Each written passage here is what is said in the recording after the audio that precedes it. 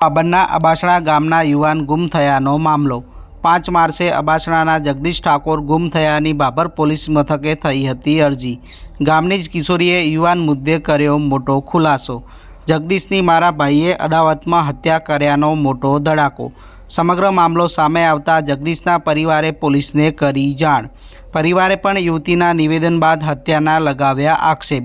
સમગ્ર મુદ્દે બાબર પોલીસ પણ સચોટ કડી મેળવવા આવી એક્શનમાં। દિયોદર ડીવાયએસપી અને બાબર પોલીસે નિવેદનના આધારે ગુમ યુવાન બાબતે તપાસ કરી। તપાસ કરતા યુવાનની લાશ આજે કચ્છ બ્રાન્ચ કેનાલમાંથી મળી આવેલ। સત્ય હકીકત તો તપાસ બાદ જ સામે આવશે કે યુવાન ગુમ થયો હતો કે તેની હત્યા થઈ છે। અને મારા બુનની છોકરો છે, મારો ભણો છે, તો એને 5 તારીખથી ગુમ કર્યો છે, હજી તો જડ્યો નહીં।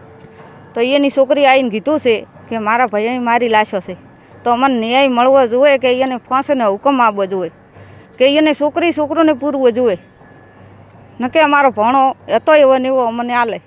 કુમાર હેમતાજી છે, મારો ભાઈ 5 તારીખે રાતે ગુમ થયેલો છે। સવારે વહેલા આવીને ફરિયાદ આપી હતી બાબર પોલીસ સ્ટેશનમાં।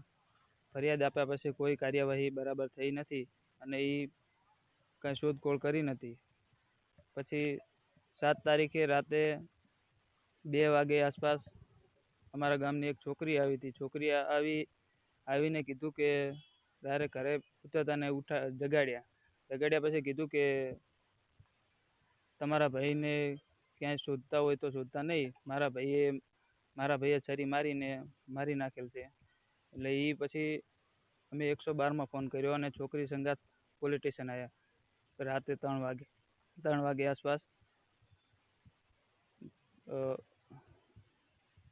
એની પોલીસને જાણ કરી એટલે પોલીસ રાતે આવી ગઈ એટલે ફરિયાદ કરી, પણ હજી સુધી કાંઈ લાશ અમને આપી નહીં। એક આરોપી પકડ્યો છે, પણ એ અલગ અલગ જગ્યા બતાવે, એમાં શું સિસ્ટમ છે અમને કાંઈ ખબર નહીં। અમે ખાધા પીધા વગર રાતના બેઠા છીએ હજી સુધી અને બધા હેરાન થાય છે। અમારો ન્યાય જોવે છે અને મારા ભાઈની લાશ મળી જાય તો બસ। શંકા અમારા ગામના છોકરા છે, નામ તો એકનું નામ સંજય કુમાર અમૃતજી છે અને એકનું નામ અશોક કુમાર શાંતિજી છે। આ 2 ભાઈથી એ 2 ભાઈની ખબર છે, બાકી બીજા અન્ય લોકો સાથે મળીને મારા ભાઈનું મર્ડર કરેલ છે। બનાવમાં એવું છે, મારું નામ છે ઠાકોર રાજેશ કુમાર જોઈતાજી, ગામ દિયોદર, અબાસણા મારા માસી છે। એમનો છોકરો 5 તારીખનો ગાયબ છે। બીજા દિવસે જાણવા મળ્યું કે અહીંયા છે ને ત્યાં છે, પણ કોઈ ભાળ ના મળી।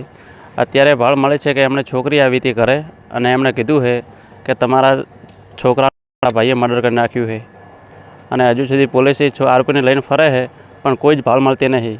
પોલીસ આમથી આમ દોડે છે, બીજું કશું જ કરતી નથી। અમે અહીંયા સવારના ભૂખ્યા તરસ્યા બધા અહીંયા બેઠા છીએ।